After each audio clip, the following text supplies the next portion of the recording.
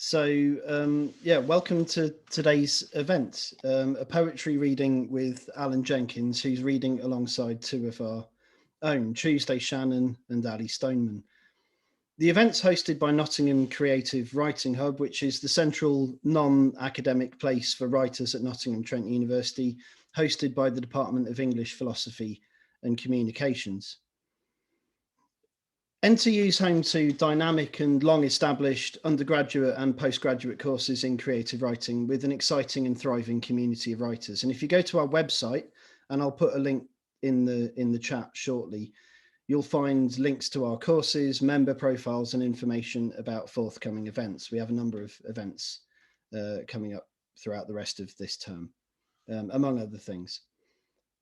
So today we'll first have short readings from Tuesday, Shannon and Aly Stoneman, and then we'll have our main reading of the evening of about 20-25 minutes from Alan Jenkins, and that will be followed by a Q&A. So if you have any questions for Alan, Aly or Tuesday, please feel free to post them by clicking on the little Q&A button that you'll see at the bottom of your screen. If you slide the cursor along the bottom of the screen, it's off towards the right normally. That's where it is for me anyway. So if you type any questions in there, and you can do that at any time, it isn't necessary to wait till the end, but that's when we'll get to answering them, any questions that have come in. And I should tell you that we can't see or hear any of you, so don't worry about any background noise you have, though I'm sure, of course, you'll want to be attentive. We expect the whole event to last somewhere in the region of an hour and a quarter. So our first reader is Tuesday Shannon. Tuesday's a star graduate of our MA Creative Writing and a current Midlands4Cities AHRC-funded PhD student at NTU. She's writing a critical and creative thesis focusing on poetry and especially the Northern English landscapes and environments in the poetry of Tony Harrison, Ian Parks and Helen Mort. Her poems were included about 2 years ago in the Sounds Right Press anthology, Take 3, and she's had poems in other places, including Left Line. And it's really nice to welcome her here. So hello, Tuesday. I'll pass to you. Thank you for that, Rory. Lovely introduction. Hello, everyone. It's lovely to not see you, to be seen by you, rather. So I'm going to jump right in and read some poems. This first poem I actually wrote during the first lockdown. I found it quite hard to write creatively during that period. I'm getting into the swing of it now, but it was quite a challenge for me to go into creative practice when everything was just so strange, and it's still so very, very strange. And this first poem is called Catechism, and I'm going to open it with the disclaimer that I am of no religious affiliation, but my mum was Catholic, so Catechism. In the vestibule, Mum dips her hand in holy water, blesses each of her wayward flock with the signs of the cross. We are well practiced in this deception. Know when to kneel, stand, pray, how to say amen in the right places, and at the call for communion, remain seated.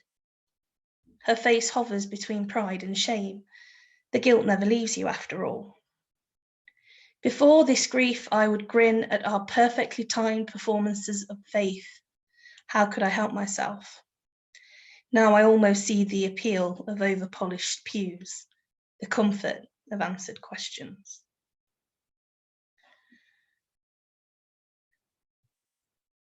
So as Rory said, I was included in Take 3, an anthology by Sounds Right Press in 2019, so a long time ago now. It feels even longer because of that year of isolation that we're still in. One of the poems that's included in that, and one of my own poems that I probably like the most of my own work, is what I'm reading next. It's called John Smith's. John Smith's. His fist is as soft as a block of butter, shaking around £2 coins and a 20p piece, to be exchanged for the first pint of the day. Under the tap it pours itself, clouds, settles, thick and brown, with the white halo the width of forefinger and thumb. His skin is the jaundiced shade of pages in antique books, and the ink of a decades-old tattoo is blurred beyond comprehension. Not that it matters whether it reads Mother or Martha, those who meant enough to be honoured are long gone. Nothing left but this small pleasure. The glass sweating as the tremors still. So as Rory mentioned, that I did the MA in creative writing. Whilst I was doing that, I was a barmaid, and it was probably one of the most interesting jobs I've ever had, just because of the diverse range of people that you come across. And I'm such a people watcher that it's really interesting to have a job where you get to interact with lots of different types of people. And so that was the first in a series of poems based on regulars in the pub that I worked in.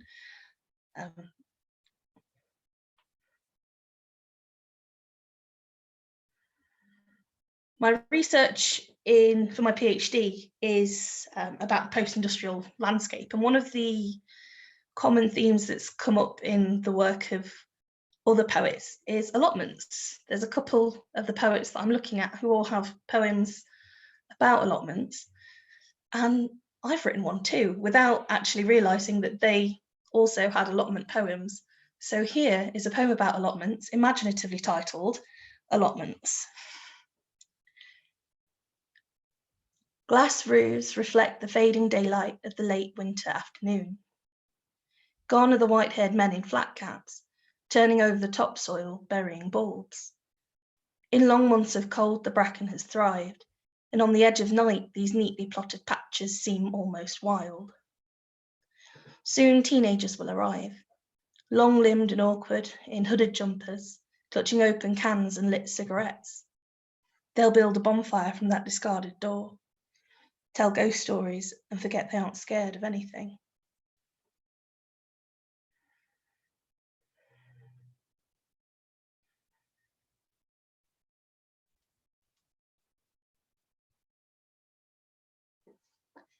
The last poem that I'm going to leave you with, I ran a workshop prior to this session today and followed along with my students and ended up writing about my mama because we were writing about beaches, and she lived in Mablethorpe, so beaches were a big thing of knowing her.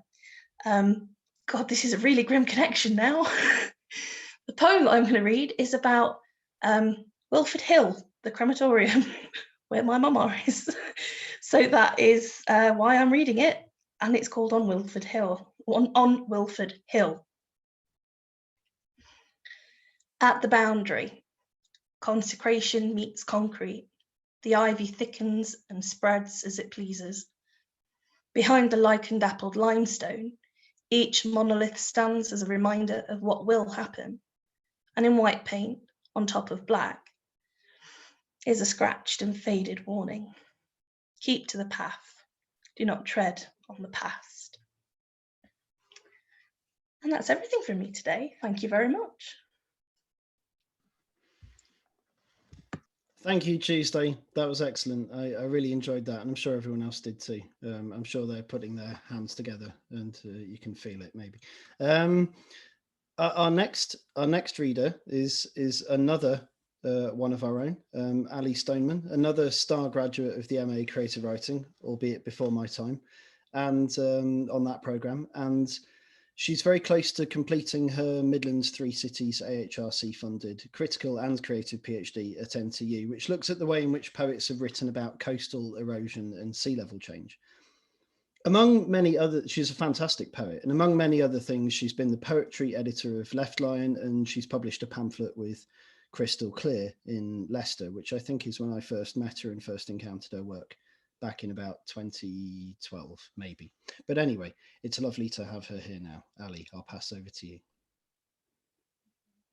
Thank you, Rory. Thank you for inviting me this evening to read. I wish we could all be together, but we are in a way, I suppose. So thank you, everyone who's here with us today. And thank you, Tuesday, as well, for your beautiful reading. I really enjoyed it very much. Well, Rory mentioned my subject of research being sea level rise and coastal erosion. And back when we could kind of go off and walk the coast, you know, and travel around, I did quite a bit of that, really.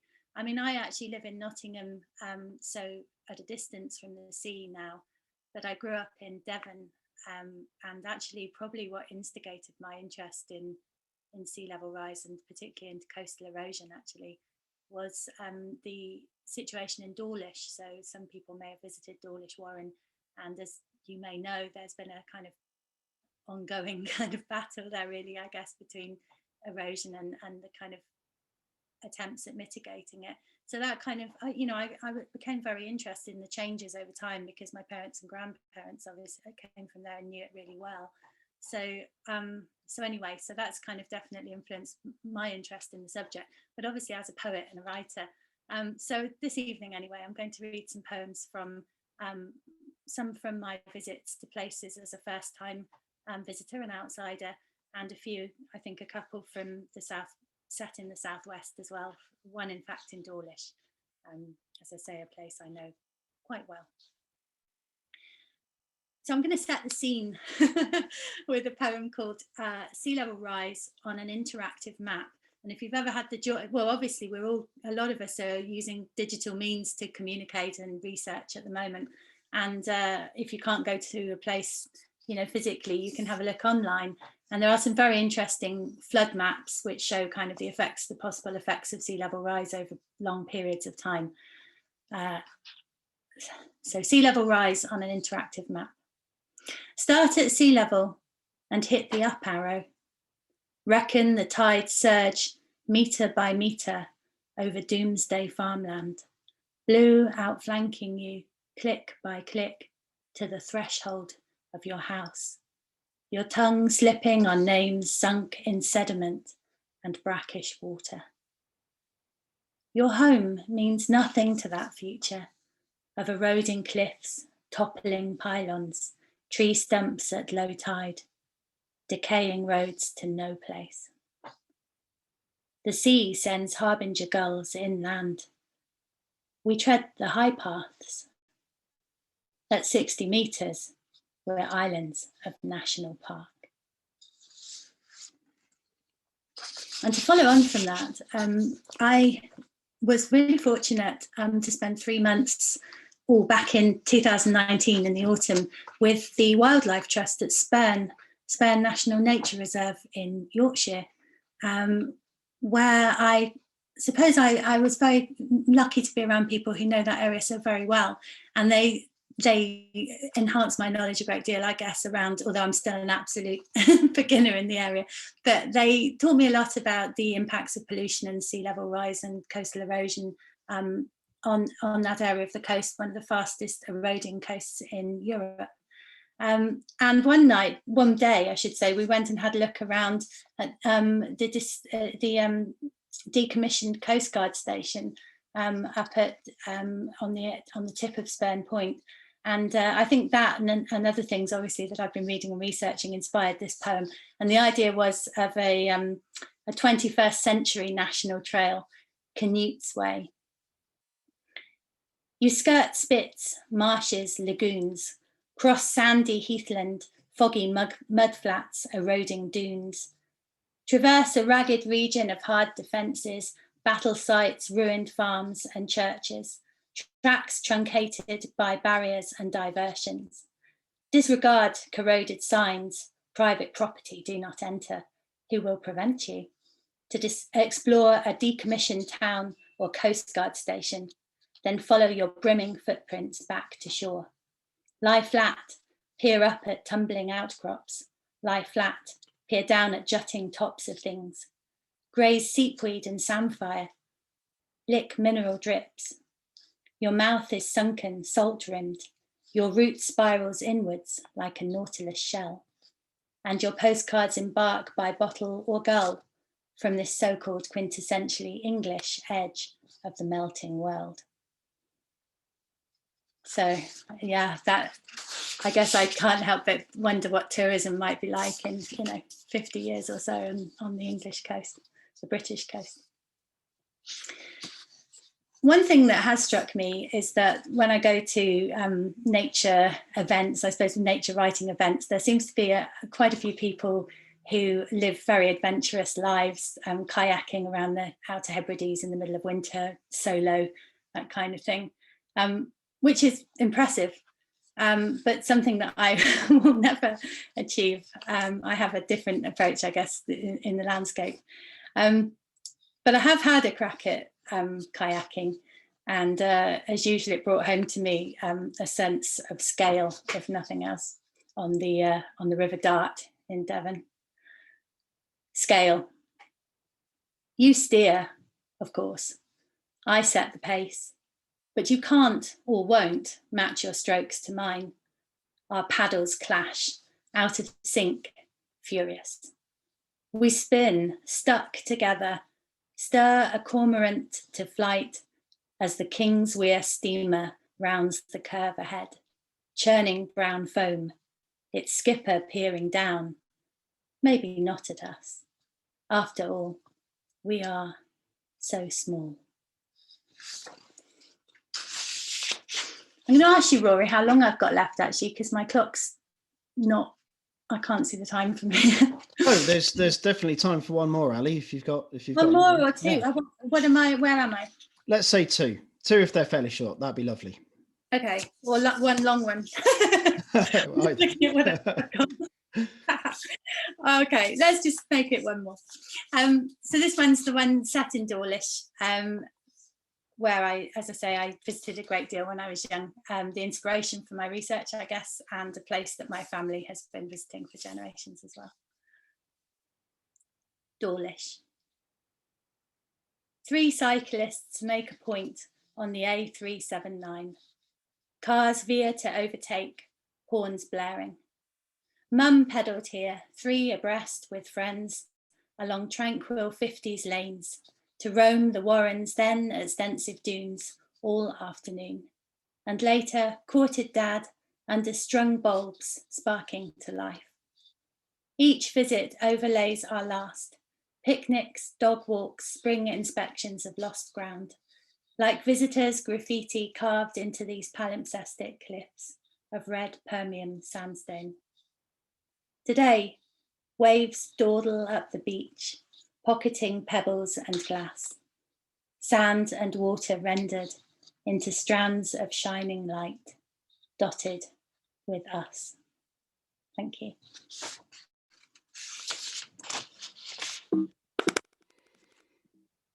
Ali, that was a superb reading. Thank you very much. I just want to say this publicly. Ali's, I'm one of Ali's supervisors for a PhD, and her research trips have indeed taken her to many places. Some of which are places that mean a lot to me, but I haven't been back to during the time of her doing her PhD. So when she was in Orkney or on the Norfolk and Suffolk coast or at Spurn Point.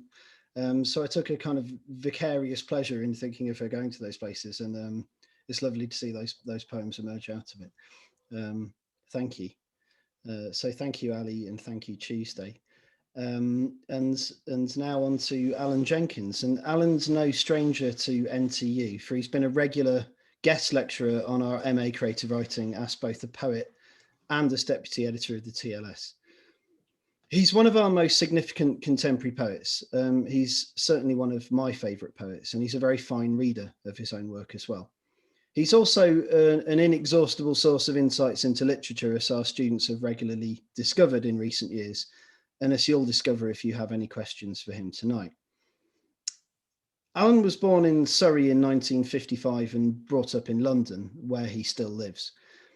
He studied at the University of Sussex, and he works for the Times Literary Supplement from 1981 until 2020. He's also been a poetry critic for The Observer and for The Independent on Sunday, and recently he was writer in residence at St John's College, Cambridge, among many other things. His poetry collections include The Hothouse, Green Heart, Harm, which won the Forward Poetry Prize for Best Collection, The Drift, which was a Poetry Book Society choice and was shortlisted for the T.S. Eliot Prize, A Shorter Life, which was shortlisted for the Forward Prize for Best Collection, and Revenants. He's also won an Eric Gregory Award and a Chumley Award. And his most recent publications, I'm proud to say, include the pamphlet Tide Marks, which I published with New York Editions. Alan, it's lovely to have you here, albeit virtually. Thank you for coming, and I'm going to pass to you now. Thank you, Rory. Thank you, Rory, and it's lovely to be back. It's been a kind of very enjoyable feature of my year, almost annually, I think, isn't it, for some years now, to come up to Nottingham and read to your students and talk to them about their work and mine. So it's very good to be back, even virtually, and very nice of whoever's tuning in to be tuning in these very, very odd and, for many people, I'm sure, distressing circumstances. I wish I was had a whole sort of stack of poems that was going to introduce 20 minutes of good cheer and merriment. But as you know, Rory, only too well, and anybody who knows my work at all knows, that they're a little bit on the sad side. I find that looking back over my work, as I have to do when I'm going to give a reading like this, flicking through the collections over the years, I'm always looking for something that's a little bit upbeat, cheerful, and I find only kind of sadness and a very persistent elegiac note. Well, we are what we are, and we write what we have to write, not always what we want to write or would like to write. We write what we have to write, what seems to want to get written. And for me, the elegiac note is the one that seems to have persisted throughout my writing life. I'll start with a couple of poems that I tend to like to read if I'm in Nottingham in person, which you, Rory, have been kind enough to say you like both of them. And indeed, I think sometimes share with your students and talk through with your students. So it's always been a pleasure to read these poems. I don't know whether anybody who is listening now will know these or will come to know them perhaps in the coming weeks of the term. This one's called Day Return, the Four Students. It wouldn't exist, well, partly wouldn't exist if I hadn't actually had a trip down into Sussex by train in the way that the poem describes, which brought back overwhelmingly a moment when I'd made a very different trip, also by train and then on foot, through the Sussex countryside on the occasion of my 21st birthday. A sort of outing into the countryside that was arranged for me by my housemates and very good friends at university at that time, on a beautiful summer's day, in a very, very different time indeed, many years ago now, more than I care to remember. But the poem wouldn't exist if I hadn't also read a poem of Thomas Hardy's called The Five Students, one of his very, very greatest and best poems, I think, a poem that meant a lot to me. And so this is They Return, the Four Students, only four, there were only four of us. And it goes like this. That leftover halt, it's where years ago, four of us at the end of our student days got out and walked for hours in midsummer heat, down lanes and bridle paths and unmarked ways, through waist-high grasses, warmth-holding wheat. Or let the river lead us, full and slow, past stands of willow, clumps of oak and beech, and their reflections that one dazzling swan sailed across. Above that wide green reach, cloudless blue. To think, only 1/3 gone of life. 2 boys, 2 girls, still owed a living each. 2 of us in love, all 4 the most free we'd ever be, with nothing more in mind than the next pub, and no one more inclined to wonder what was waiting than the other 3. Did I even think of what I hoped to find back then? Cocksure, 21 and walking towards my smiling future with no fear except of things I didn't want, and no idea I'd talked it to death, while death was stalking one of us, in fact, though we could not know. He's gone now. I stood still while the others, like some you might have, went as women go to be wives, and one a widow, mothers. This time the river's just as sluggish high, the fields and farmhouses in their stands of trees are as perfect as that day. But now, too late, they say, for you to taste seclusion, ease, the beauty you see here. From the crossing gate, we have, to one who knows he too will die, the look of permanence, of hallowed ground. You cherish, since you've grasped it will remain almost the same when you are not around to gaze at it. And this new kind of pain goes with you as you sit in the London train, as you walk from your station up the hill past playground, car park, pub. Not many lights left on at this hour. Some, sleepless still, pace their rooms, their minds full of other nights.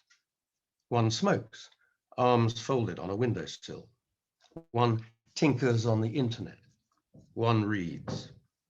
In piss-smelling tunnels, wire-fenced alleyways, on paving stones that sprout stubborn weeds, the street lamp's slick, repeated orange blaze points the way home. I know where it leads.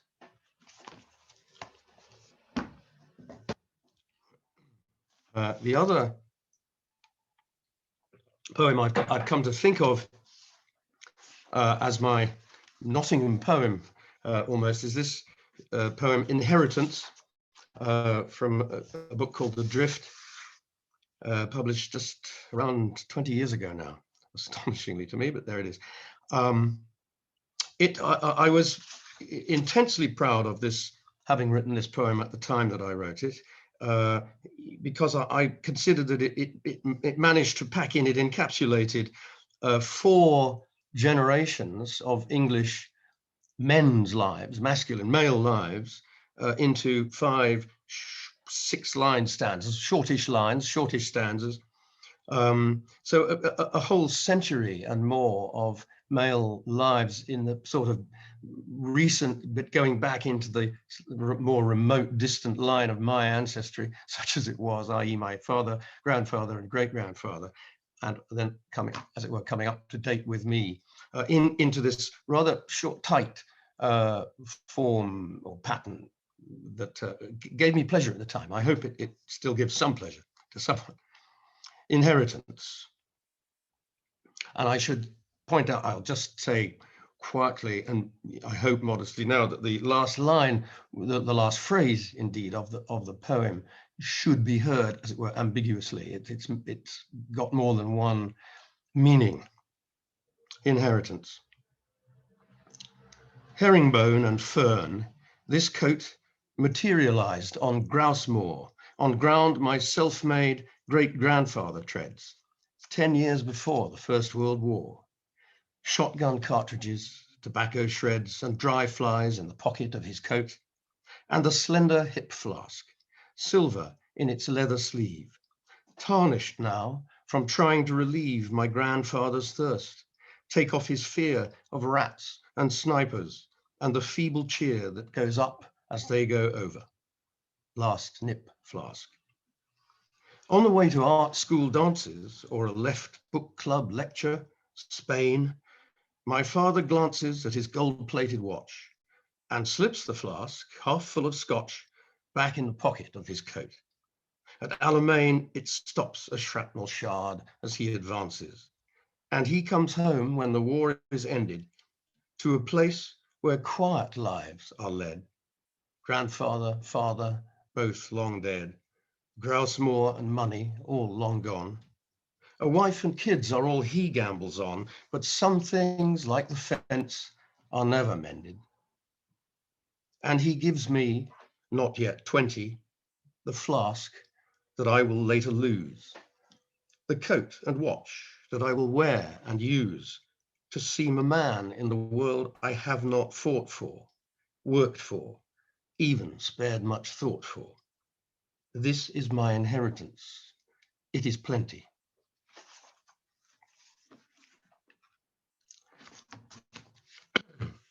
Flicking, as I said, through recent and some not so recent books, collections of mine, thinking about what I might try to read tonight, in a time and a mood of such intense anxiety for everyone,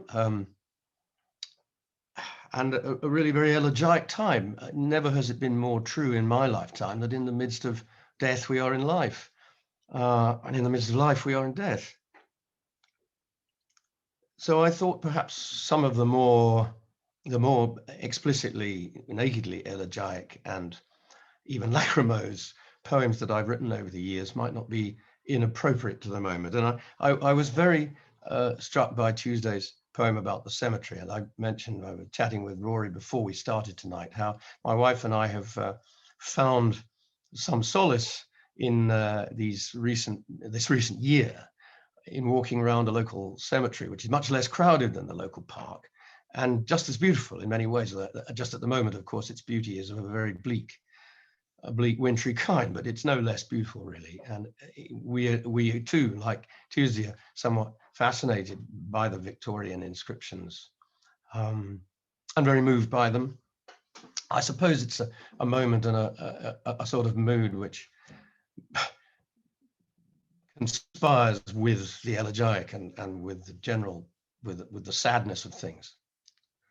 This poem's called House Clearing, and it was written after my mother's death. And when the responsibility fell to me to do that sad duty of clearing a person's house, a person's property and the personal effects. In this case, a house in which she'd lived all her married life, nearly 50 years. House clearing. Her clothes are going into big black plastic sacks, which I tie up for charity. She no longer needs them. They are things that have not fitted her for years. And this life of Cary Grant, these paperbacks I brought her, the Penguin Book of Cats, Too Deep for Tears, they must go as well. She no longer reads them, and I'd say, judging from the dust they've gathered, hasn't done in years. Nor, though she blarred and blathered with the neighbors endlessly about my books, has she opened those since when?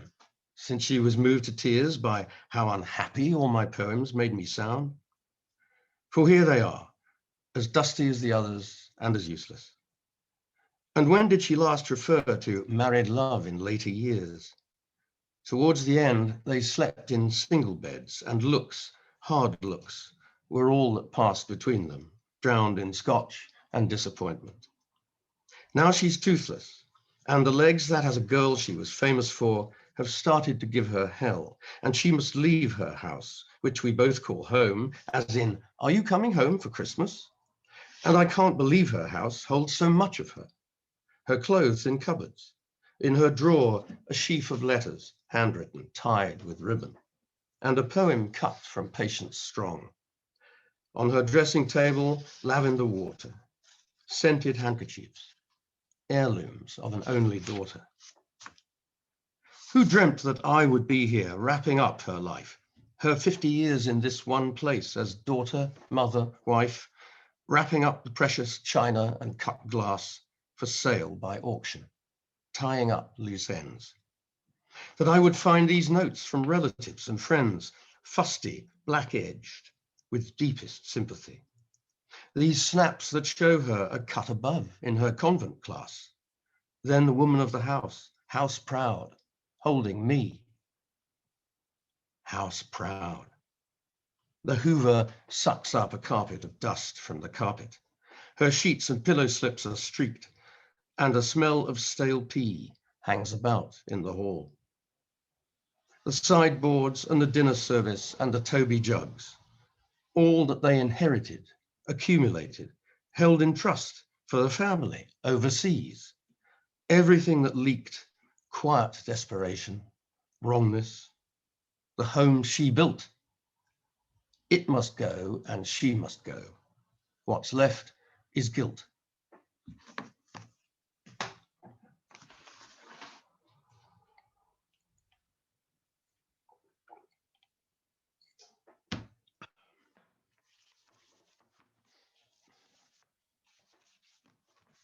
From a rather more, a couple of poems of rather more recent origin,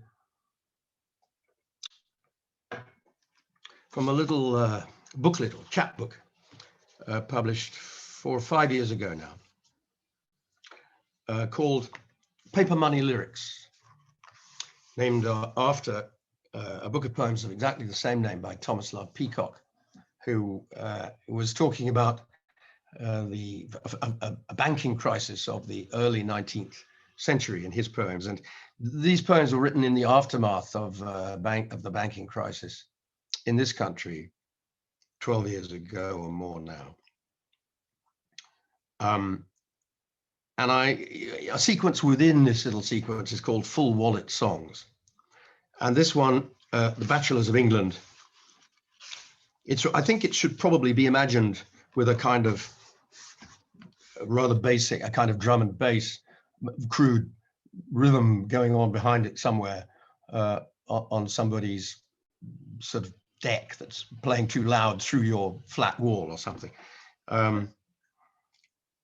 And it's the Bachelors of England, it's called, and that phrase came to me as a gift from a dear friend who was going through a tough time on a few personal reverses, if you like, and a tough time in her personal life at the time, and was beginning to wonder whether she would ever find the true love that she had hoped for and wanted for so long. And I said, but come on, you know, you're a young, attractive woman still, and it'll work out. And she said, well, the Bachelors of England aren't exactly queuing at my door. Aha, I thought. The Bachelors of England. The Bachelors of England take their leisure. This, I should say, was what I imagined they might probably be getting up to while not queuing at her door, as they should have been. The Bachelors of England take their leisure, take their ease, take their pleasure and a woman's measure while she is on her knees. They know that it comes down to money, how it speaks and how it pays, and none of this is funny. They play it as it lays. The Bachelors of England, bankers, salesmen, something in IT, plunder all of England, Friday lunchtimes free. The Bachelors of England always have the latest look, Armani suits of England, and they've only read one book. The Bachelors of England drive their vicious cars down leaf-rich lanes past leaded panes and into stripped pine bars, make their cracks through crappy snacks, shampoo and Chardonnay, and laughing women on their backs make their investment pay. The Bachelors of England, regulars in the gym, build muscles, glands for one-night stands, their determination grim. Pump iron, grimace to drum and bass, their glutes and abs clenched taut, and think of girls they've humped and dumped, if you can call it thought. The Bachelors of England don't do football, cricket, team sports. Team sports are for weaklings, queers, not performers on squash courts. Team sports are for married men on Saturdays to get them out, while the Bachelors of England hoard each glorious bout. The Bachelors of England doing it for number one. They love themselves with cups on shelves for every race they've run. They love themselves in mirrors and shop windows on the street. Oh, you Bachelors of England who will never taste defeat.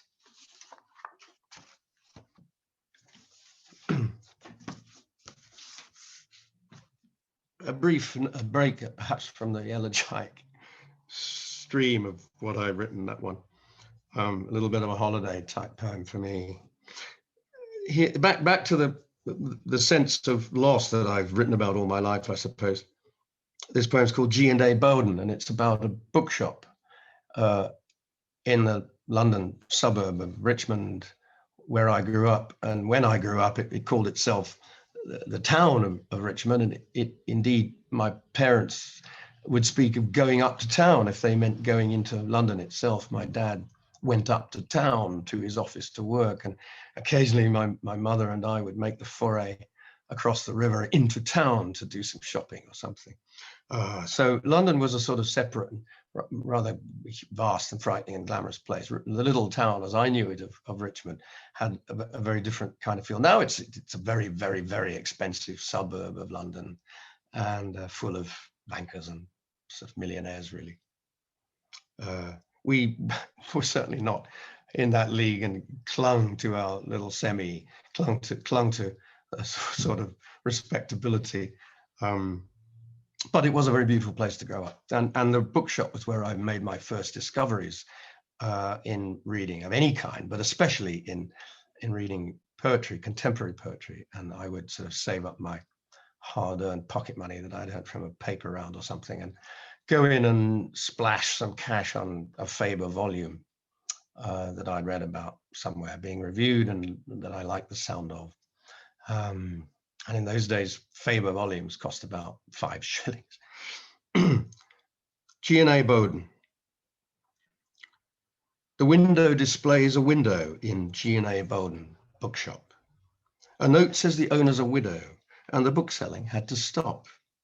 The book buying and the catalogues and the salesmen who stopped by. The business side went to the dogs. The stock went to hay on Wye. And bare boards shine where I'd rehearse one of my adolescent selves, a strange child with a taste for verse, sheepishly among the shelves of poetry.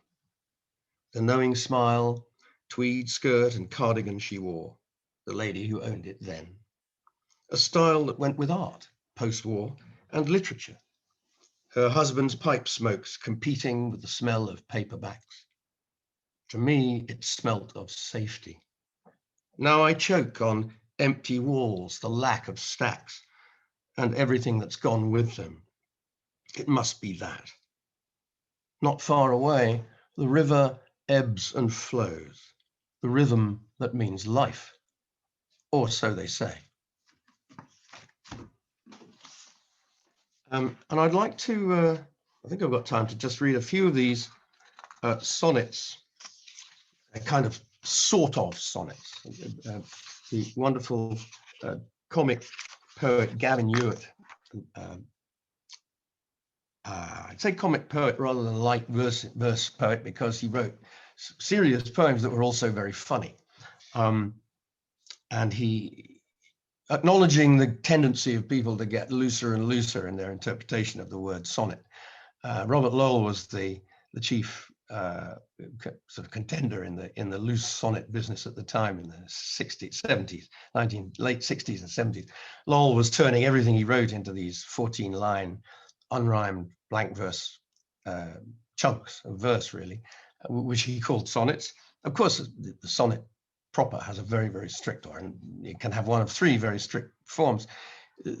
My poems of 14 lines are rhymed at least, and irregularly, the beats or the meter is a slightly irregular one. The lines of slightly irregular length. They're not strictly metered, but they do rhyme, and they do all have 14 lines, and they do all focus, I think, very much on a single moment's perception or subject or event, without getting too far out, without branching out from that too much, which I've always sort of tended to think of as what a sonnet was for, really, or what you might want to try and do in a sonnet.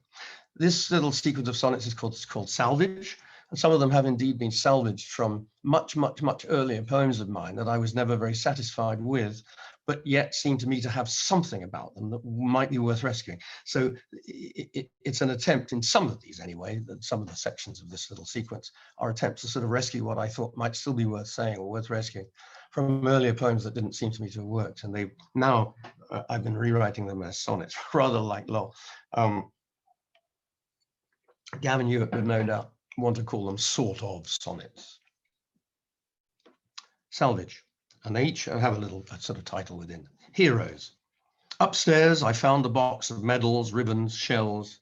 Sorting them, I was in his element, remote from literature and my mummy's boy self. And here was the Luftwaffe pilot's leather coat he borrowed from a corpse, its heavy lining flecked with blood, or maybe schnapps. I'd worn it through my teens, its ripped seams proof of my neglect, and loved its manly, stale tobacco smells. Its collar I turned up to look sardonic and aloof as a 40s hero. But these needed sorting too. The green and orange covered penguins on their shelf, Conrad, Simenon, Somerset Maugham. She called from downstairs, mind you keep warm, or supper's ready. Don't you want to watch Das Boot? Back numbers. I took home with me by the sackful from his den, picture post, yachting world, and Minotaur. long hours of dreaming at his drawing board or messing about on that long sunken boat. Also men onlys, penthouses, Mayfairs, far from airbrushed, these models for the girls he sketched, these purple glossy lips, legs splayed, outstretched, such gave him solace. But the other lines I wrote back then when he died, about my habits, his, and how none of them waited for the artist's touch, they return to haunt me now my stares are met with scowls, and only girls like these extend an invitation, such as it is, to back numbers such as me, where no one sees. Personal. Tonight we have a game called Bits and Pieces, in which she hands me some of his old loves, saying she wants me to have them.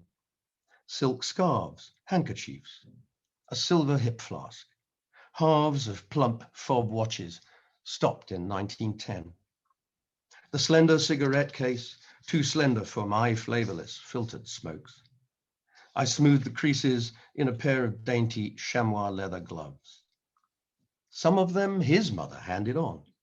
The rest are Shepherd's Bush and Chelsea Arts, pre-war bohemian and dandyish.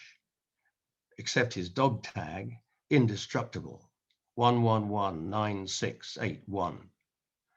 And this ring I always thought his wedding ring, but which he wore, she says, for luck, a personal thing. Duffel. And this is about the coat. You will know the duffel coat, which was standard Navy issue during the Second World War, and for all I know still is. My father wasn't in the Navy during the war. He was in the 8th Army as an artilleryman. But he loved boats all his life, and boats were very much a part of his life, and as a child, a part of my life too, partly through him.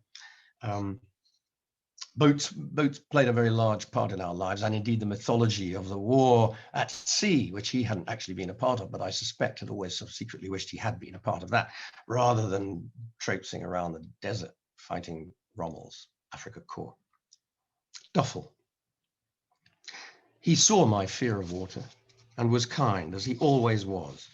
He did not mock or scold me. Almost the only times that he would hold me, around my middle, while I kicked my legs behind. Then the brisk rub down while my lips turned blue. The towel he wrapped me in was sandpaper stiff with salt and sand. I clutched it to myself as if for burial at sea. Not that I yet knew what that was, while I staggered drunkenly back and forwards in the shallow's yellow froth. My fear of water.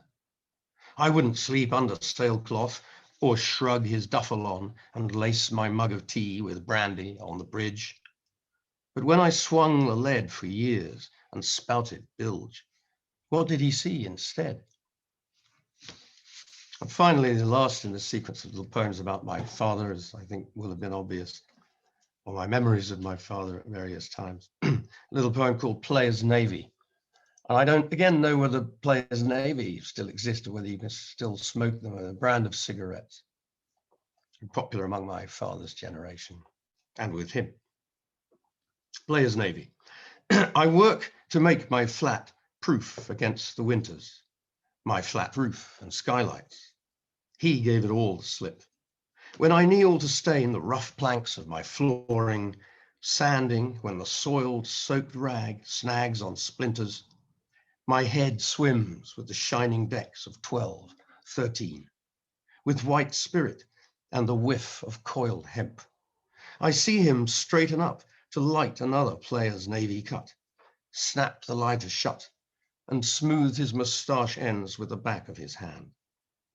I tell myself we were friends, as I reel home after drinking all night in the ship, make my window latches fast, batten down the hatches of my skylights, then keel over in the rack of oily rags, the reek of the years that I want back, and listen to the room creak and strain at its mooring. Thank you very much for listening.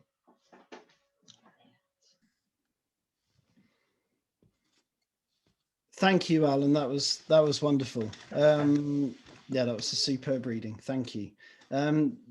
does anyone have any questions you'd like to pop in the Q&A box for Alan or for Aly or Tuesday? Alan, what you mentioned Gavin Ewart. Yeah. And his wit or humour. Yeah. And I thought immediately of his poem, what's it called? The Philip Larkin Automatic Car Wash. Oh yes, yeah. And done in the exact same stanza, form and meter as the Wits and Weddings. Yeah, and the same length. And there are other poems that have taken that as a model, but not to quite similar. But people thought it was a lot of people thought it was a parody, and this was before my time. But I did read a letter he wrote into a newspaper explaining that it's not a parody. It has no homage. Yes, that's right. And he said because it is a homage, it's a para-poem. You know, his term for a poem that takes the form and style of another. And sometimes some of the language, and but has no parodic intent.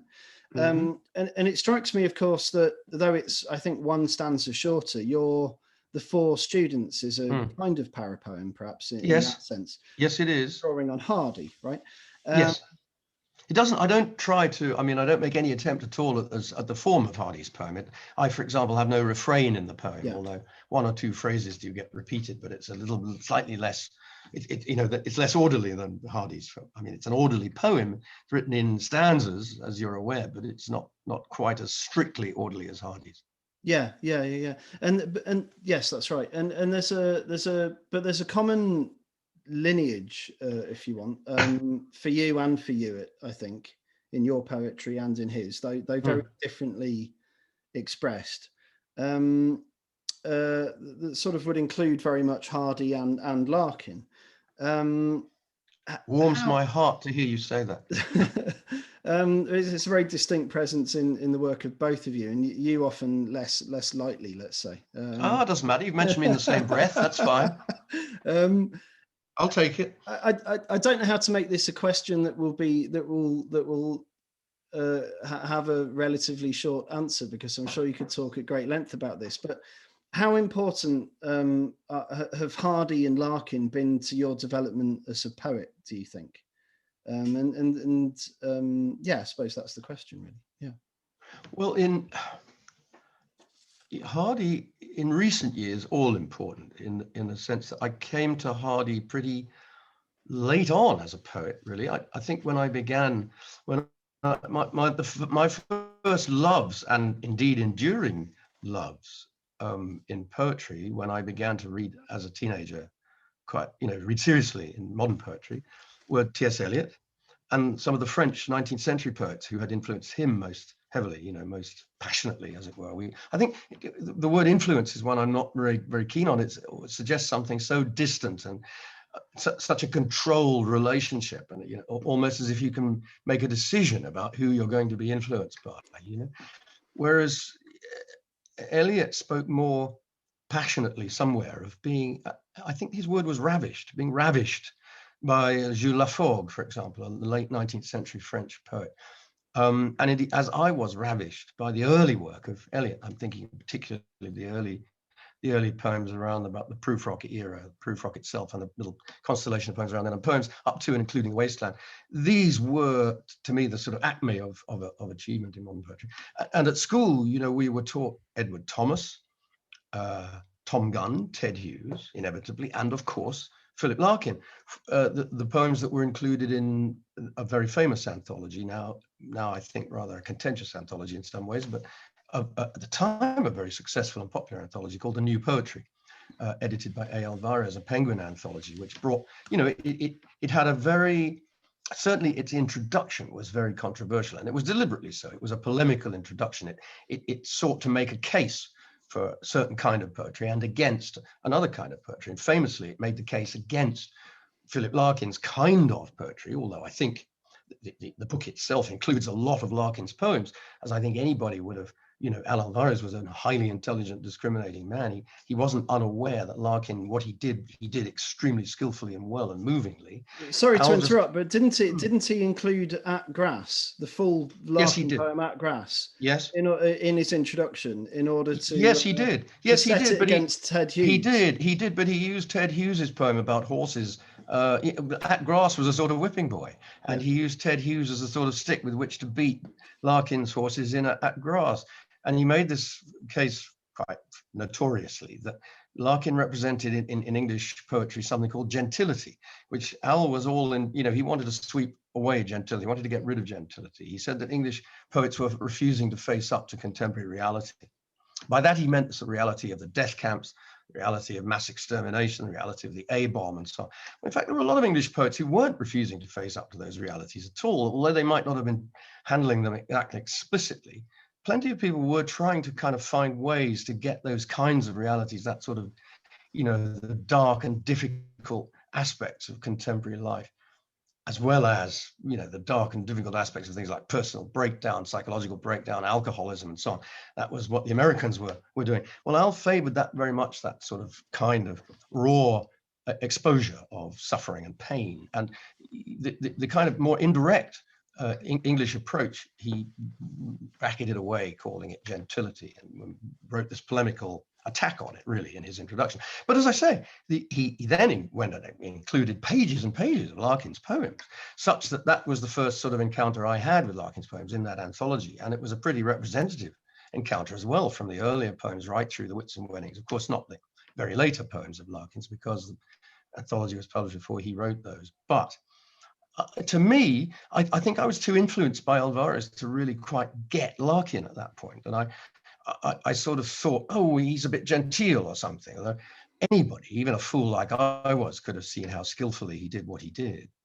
And I think I was probably quite moved by a lot of the poems that I read of his at that time. I just didn't particularly I couldn't fit them into my scheme of things and what I wanted to do and how I saw things.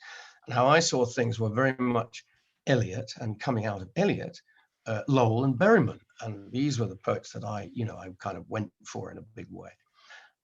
So it was a long time, it was some years before I was really, I think, into my 30s or even 40s, before I read Larkin again with the same sort of passion that I'd read those other poets earlier on. And I realized that here was somebody who spoke very, very clearly and directly to me and to my condition, and indeed, I think Larkin said something like this about Hardy, and he was absolutely right about Hardy. And I would say it was true of both Hardy and Larkin.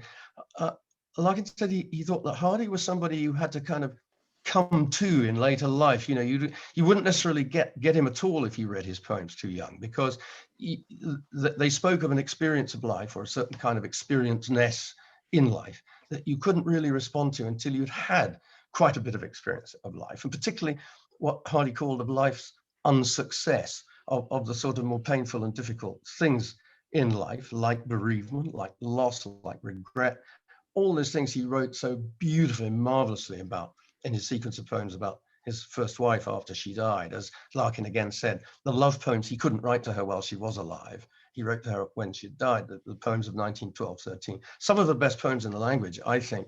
Well, I began really to see the point of Hardy quite late on, as I began to see the point of Larkin quite late on. And I wouldn't say that I'd actually, they have, as it were, been looking over my shoulder with everything I've done since by any means, but I would like to think that there's something that I do, it owes quite a lot to those two, every bit as much as it does to what my earlier work, owed, say, to the early T.S. Eliot and one or two of the poets who had influenced him, like Baudelaire, like Laforgue himself, like Corbière, and so on. These were poets I was very, very, very fascinated by as a young man. I studied French and English, and at one time was quite undecided about which one I was going to, as it were, go for, specialize in for my degree. And then I found a degree at Sussex that enabled me to carry on reading, studying, thinking about both.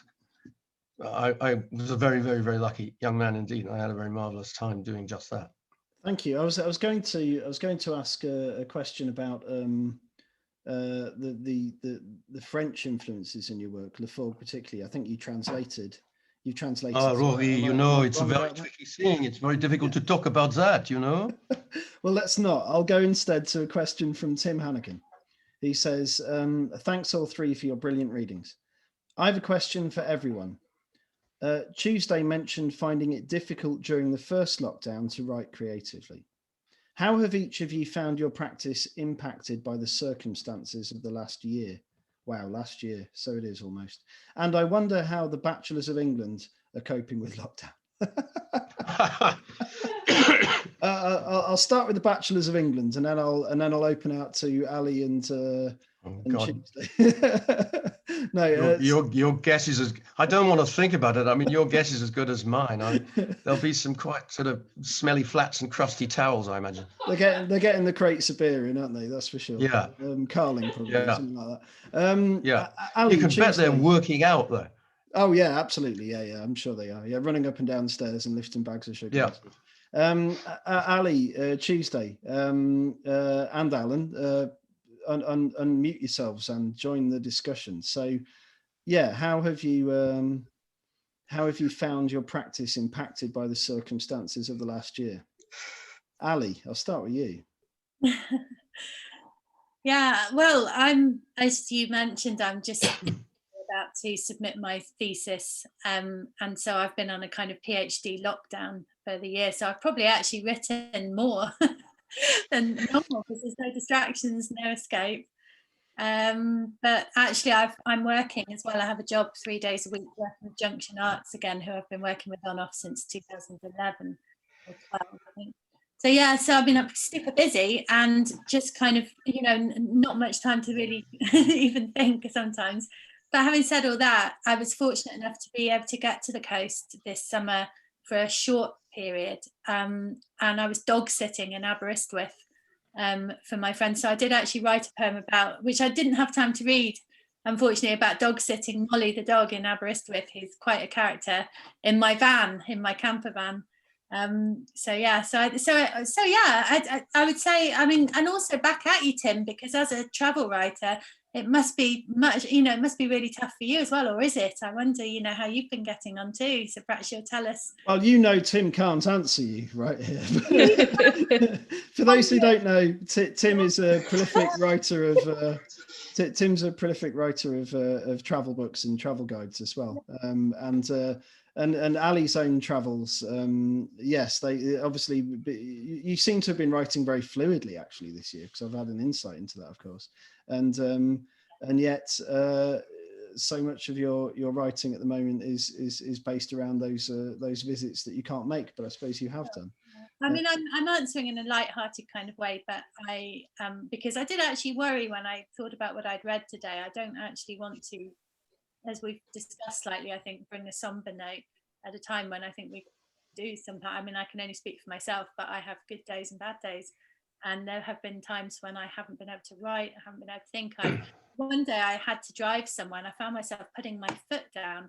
The car was speeding up and I suddenly realized I didn't want to stop. I just wanted to keep going, and just go as fast as I could and just keep going. It's just that feeling, so yeah, I don't know if anyone else feels that way sometimes, but I have good days writing, bad days writing, good days living, not such good days living, but we're all still here, aren't we, together? So that's a good thing, I think. I think we can all relate to that. Thanks, Aly. Thanks very much. Tuesday, what about you? I mean, well, like Aly saying, the deadline of my PhD is kind of scarily approaching. And I have found that it's been easier, but still by no means easy, to focus on kind of like critical work, because there's right and wrong things, there's answers to that. And in a world with very few answers, it's kind of nice having things that have a structure, and you, even if you don't know where you're going, you know that you will figure out where you're going with it. I think for me, creatively, I need quite a supportive environment in which to feel creative or to nurture my own creativity. And so with the world being on fire this year, my brain's just kind of like, let's write a poem. Oh, look, America.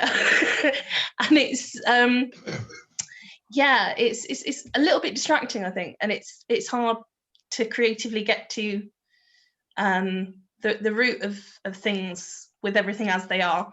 And also I miss the kind of like community aspect of it. So I miss doing these things in person. And I'm a big believer in working with others with poetry. I do poetry as a team sport, and I miss my fellow workshop friends and all of us sitting around with a coffee and saying, this is rubbish, this one line is good, but the rest of it get rid of. I think it sometimes feels like we're living in a para-reality at the moment, doesn't it? With a para-morality to go alongside it sometimes. And yeah, it's strange. Alan, how have you found your practice? I mean, have you been writing much during this period? Have you found it? No. I've done a tremendous amount of rewriting and tinkering. I've done very little actual new. I've written one poem that I would think might survive, you know, as it were, into might survive the next look I take at it. It's a longish poem. I won't talk about that, but it's that's really the only thing I think I can say I've achieved. But it's been such a terrible time mentally, hasn't it? And psychologically, I mean, just so entrapping and you know, a dominant time, as it were, when everything except the thing you want to dominate your life has been dominating your life. And for me, it's sort of a little, I won't say extra odd, but the oddness was added too by the fact that I also, you know, I left my job this year in the summer, last year, I should say, in the summer, job I've been doing for 40 years. So in one way, it was, you know, this strange, I mean, the first thing that I had to kind of put up with was people emailing me, or when they heard this news, or if I'd said to them, oh, by the way, you know, I'm leaving the TLS next month or this month or something, I would get emails from people saying, oh, I hope you enjoy your new freedom. You don't know what to say to someone who could really come up with that, honestly. But of course, they weren't in a sense that wrong, in as much as when I thought about it, for 40 years, I've been going into an office, you know, to get there by about 10 o'clock in the morning and coming home any time between sort of 7 and midnight in the evening. And really, a lot of my mental space has been taken up with that work, and I won't complain about it. It hasn't been like going down a mine. It's been an absolutely fantastic way to have spent my working life, and I could not be more grateful for having landed there all that time ago. The time has gone in a flash. And again, how many people are lucky enough to say that about their working lives? But you know, in my less happy moments or less grateful moments, I might have actually, if someone had sat me down and said, now, Alan, what would be your ideal circumstances? Well, how would you like to have the rest of your life now? How would you like life to be now for the foreseeable future? I'd say, oh, I'd like to be able to sit in a room with no one to bother me, not to be able to go anywhere or do anything or see anyone, and just get on with it. You know, just get on with what I want to think and what I want to write and what I want to read. Have absolutely limitless time and mental freedom to do nothing but that. And no obligations whatsoever. Well, that's what I've had. I didn't ask. I mean, it wasn't something I created. It was just presented to me. This is your life. You sit in the room. You can't go anywhere. You can't see anyone. Now it's up to you. And I was absolutely unable to do a sodding thing with it. You know, I just sat day after day after day, or walked with my wife around the cemetery and came back to sit, or read a little bit, put that down in a distracted and unhappy way, and thought, what the hell can I read that will actually take my mind off this nightmare? And it's only very, very, very recently that I've begun to sort of actually get back into looking at my own words, as it were, putting words together to try and find some, you know, some sense in them and the things that I still want to write. I might have stopped working for TLS. I by no means stopped wanting to write poems. And I hope I will be able to do it again. As I say, I've done probably one that I might end up being quite happy with, if and when this is all over. I'd say when, but I don't think it'll be the when that we're being encouraged to believe, by the way. I think a lot of us could still be, unfortunately, doing these sort of events and talking to each other in this way this time next year, but we'll see. We'll see. So someone made a groan behind you, Alan. Oh, that was my wife. She's dreading that because she's got to sit here with me. and has a novel forthcoming. One one thing that sort of that brings to mind, really, I suppose, is pandemics have a way of affecting. I don't know about other genres particularly, but certainly poets like that. And I think particularly of the Great War, followed immediately by the Spanish flu. And the Great War, I mean, this is a very extreme example, but of course, a lot of poetry came out of that, a lot of great poetry too. And there's almost nothing involving the Spanish flu. It's almost like it's, I don't know why that is, but pandemics don't seem to have a particularly energizing influence on poets generally, I think. It's hard to get, it's hard to squeeze much sort of patriotism out of it, isn't it? I mean, that's what people were looking for. That's right. In poetry about the Great War, you know, I mean, of course, what the greatest poetry about the Great War was anything but patriotic, but what was expected or hoped for from the poets of the Great War was a patriotic spirit of triumphalism when they'd won or when it had ended, and of stoical getting on with it and making the best of things while it was still going. As I said, of course, we know that the really great poetry to come out of that war wasn't like that at all, but plenty of that kind of poetry did. Yeah. Tons and tons of reams of now forgotten poetry, which, you know, celebrated the spirit of brave Tommy and, you know, and his sacrifice for the greater good, i.e. England. And of course, we've got the government that is intent on squeezing what benefits in terms of patriotic sentimentality they can out of this damn thing. But that doesn't mean, you know, we have to join in with them. It's very hard to find anything at all, I think, to say about it that can't be said better by, for example, a very experienced and knowledgeable scientist. You know, it's the people who know that I want to go to in these times. I want to read them. I want to read what they're thinking and saying and talking about. We've got time for another question if one comes in from elsewhere, but while that does or does not happen, what you've just said makes me think of someone else, Peter Redding, right? Because he of course was a poet who did bring a lot of I suppose science into his work. So this is really a question for you, but also for Aly. You both have a connection to Peter Redding. Though in neither case does your poetry at all remind me of his. Aly's written about him for her PhD. I didn't know that. I'd be very interested to see what she's written. And well, I'll leave you to arrange that. And Alan's written about him as well in a different context, and was also a good friend of his. Yes. I just wondered whether you'd both be willing to say something, a few words about what his work means to you, because he did bring science. I mean, I wonder what he would be writing. Of course, he died 10 years ago, I think, but I wonder what he would be writing about this. I feel like he would be. I'll start with okay, Aly. Okay. Well, I was looking at Peter Redding's collection minus 273.15, particularly just the analogy. So he's writing about the legend of Noah, to a certain extent, talking about extinction and mass extinction.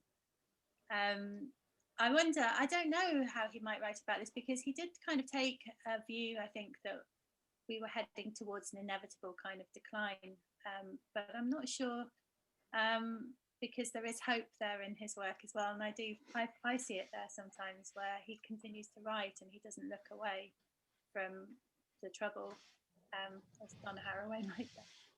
I do think that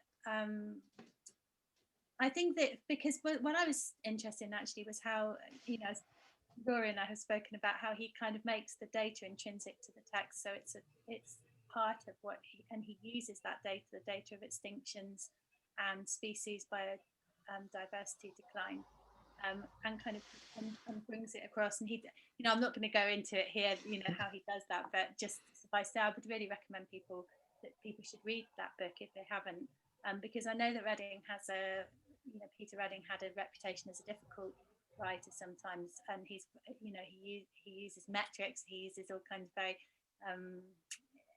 I don't know, quite complex poetic forms sometimes, you know, to bring his work across. So it can seem deceptively simple sometimes, I suppose, when what he's doing is quite complex. But I don't think that interferes with the importance of what he's kind of saying or how effectively he says it. And for me, of all his work, I think that really comes together in -273.15 because the two parts work together so very well. And because I think what he has to say is so relevant about the situation that we find ourselves in now, ecologically, in terms of our sense of social and ecological responsibility, and how he brings those things together and he doesn't see them as separate. So I think the issues around how we treat each other people, less the vulnerable people within society, for example, and you know, that's sort of decline of society in a way, is entangled with kind of the way that we treat the world at large, and our, you know, that we find ourselves in this situation now where we have kind of a, you know, a system crash really, where you know, with climate change, with the, you know, in the environment, pollution, and also of course, you know, as I was saying, the decline of biodiversity that I know people have really connected with through David Attenborough's films, for example. You know, in recent times it's really quite shocking to see kind of how rapidly you know, we're losing species, and also the kind of impact of, say, so in terms of sea level rise. And obviously Reading, and I'll just finish by saying Reading in this book is talking about sea level rise and flooding, you know, and obviously Noah and the big flood, you know, but kind of talking about what will be saved, you know. And yeah, I don't know. I mean, I think we're turning, there's just been this kind of oceanic turn recently. People are really thinking about what's happening in terms of sea level rise and erosion, how that's going to affect you know, biodiversity, but also human settlements, because so many of our cities are on the coast, of course, in the future. So I don't know, anyway, I've sort of moved away from, but what you were saying about the science and the data, yeah, I mean, he's a writer, I think, who over such a long period of time was a conservationist and was interested in ecology and environmental data, and uses that in his work really well, which I'm sure he would also do that in this situation as well, you know. Anyway, thank you, Aly. Thank you for that. Sorry, it was really an invitation. I mean, you could talk about that for hours, I know. I'll pass that to Alan and see if he's got anything. I've got very little to add. I think it's wonderful that Aly has, you know, read him with such obvious, read him so deeply and carefully. And it's wonderful that somebody that, you know, I hope you won't take this wrongly, Aly, that you know, somebody young, a younger person is reading him with that kind of interest and passion. He's exactly as Aly said, and as you sort of suggested, Rory, he's actually the ideal poet for this moment. You know, he would be, he would have the kind of poem that really just smashed it, you know, this particular moment. But I can't agree with Aly that I think there's much hope there. I think there is compassion in his work. There is compassion undoubtedly for the underdog always, whatever shape or form the underdog is encountered in. That's where his compassion is. But for humans in general, you know, for humans as a species, I think he'd be delighted that this virus had at least a chance of wiping us out. He would be delighted, frankly, because I think, I mean, his very, very serious view, and I heard him put this view many times, and it's a view that I've come, I'm afraid, rather sort of despairingly to share, is that while humans survive on this planet, very little else has a chance of surviving. You know, we do seem to be the species that is intent on total destruction. So until humans are off and out of it, nothing else has a chance. And if you look at the other things that are, if you look at the extinctions that Aly talked about, and as Reading talked about incessantly, you know, the beauty, the intricacy, the unbelievable complexity of the systems that had come into being in order, the sheer chanciness, the randomness that needed to, as it were, go the right way for the kinds of flora and fauna that we've seen on this planet and that we still see some of on this planet. For any of that to happen is so remarkable and such an unbelievable fact. And we seem so determined to just end the story and wipe it all away. I think really, you know, until humans are gone, nothing has a chance, basically. And Peter, I think, would have had some pretty sort of sardonic things to say about the situation in general of humans now in the pandemic, but I think deep down he would have been hoping that, you know, it had enough variants to actually finish the job. Well, there's a thought for the day, everyone. Don't have nightmares. Do sleep. I'm going to end with one final question. Thank you, Alan, for that. I'm going to end with one final question, which is directed towards you, Alan, and really it's sort of a non sequitur, I suppose, but it's a good question. When did you first know you'd written some poems that were worth collecting, and how did you go about it? How did your first collection come together? When did I first know that when did you know that you'd written some poems that were worth collecting, and how did you go about it, and how did that collection come together? It came, well, I'll be as brief as I can, but there is a tiny little backstory to this, in that long before I actually published my first collection or put together the poems that were in my first collection, I was given something called a Gregory Award, which is for a collection of poems. It has to be unpublished. I mean, you can't have published those poems as a collection. They have to be, I think, under 30 of them or under 25 of them. Yeah, a maximum of 25 poems, unpublished as a collection, and you have to be under 30. And I got one of these awards. I think I was about 25, and I'd sent in the poems that I'd written up till then, or that I was happy enough with up till then, that made, as I thought, a sort of unity, a kind of collection. And I was delighted. I was given a Gregory Award, and then a few days after that, one of the judges for the Gregory Award, a gentleman called Anthony Thwaite, who was then working for a London publisher, wrote me a very nice note and said, I was very interested in your poems. Would you be interested in publishing them, or publishing a collection with his company, who I think were Secker and Warburg at the time? And I felt very good about myself for a day and had a few drinks that evening, and then went and looked at the poems again. And I thought, oh no, this is not, I'm not going to do it. This is not going to happen. These poems are not going to come out as a collection, and they're probably not going to come out full stop. And so disappointed and sort of hollowed out was I by the poor quality of some of what I had done at that time.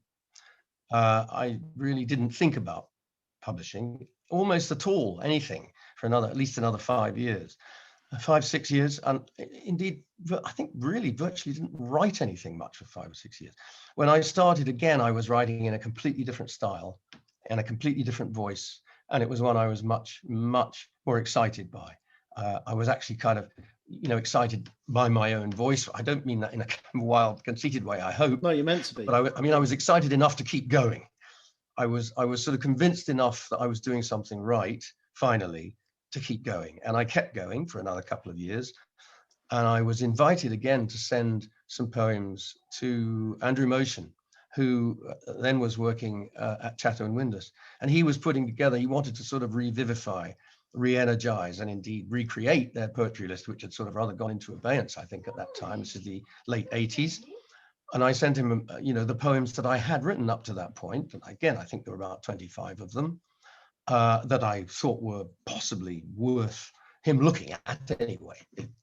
And to my surprise and delight, he wrote back to say, yeah, he wanted to publish a collection. And would I kind of send these poems back in a year or 6 months or something? And I'd written a few more. I think he wanted sort of 10 pages more, something like that, half a dozen poems, whatever. I can't remember now exact details, but he was very encouraging. He said, yes, I want to do this. This will be a very, very interesting first collection. Please let me have it. Let me see it again when you've done a few more. And that's really how it came together. It was the encouragement. I would love to say that I was driven by some deep inner conviction that, suddenly I was, writing lyric poetry of such an astounding quality that nobody could fail to notice. Actually, it was just the encouragement of my elders who thought I was worth encouraging, and which sent me back, to think about them again and keep working. It was really just encouragement to keep going, and the rest, as they say, is history. And it's my history, not anybody else's. No, but there's a good message in that, I think, both in terms of keeping going and following through on that encouragement, but also listening a little bit to your inner critic, and maybe sometimes not being too quick to rush to publication when you're not, when it won't do you a service. Yeah. Listen to your inner critic, but don't let that inner critic dominate everything you do. Yeah. Thank Who was you. there's a very famous poet who said, "Always I encourage." Was it Yeats? I don't know. Always I And encourage it.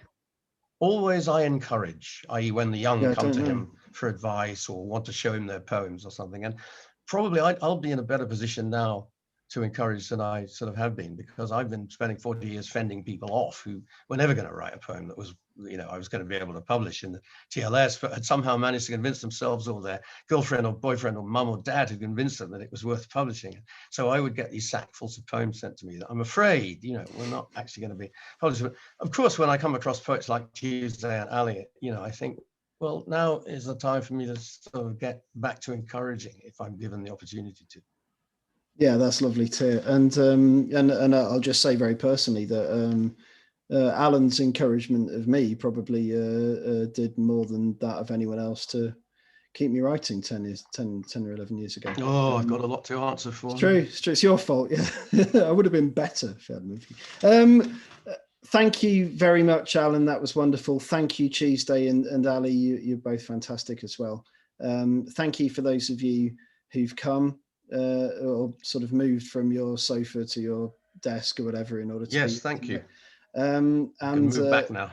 It's been wonderful, and we've gone a little bit over time, but I'm sure those who've remained obviously don't mind, because that's why they're still here. Thank you. I've put some links to the hub in the chat, but you can follow Nottingham Creative Writing Hub on Twitter at Hub Nottingham. You can visit our website at nottinghamcreativewritinghub.com, and there are events there. The events are hosted by Arts and Humanities and Nottingham Trent University. We're very grateful for that, and thank you all of you for coming. Thank you for those of you who attended as well, and have a good evening, everybody. Take care. Thank you. Thank you. Thank you. Bye-bye. Thank you. Goodbye. Thank you. Bye. Bye-bye.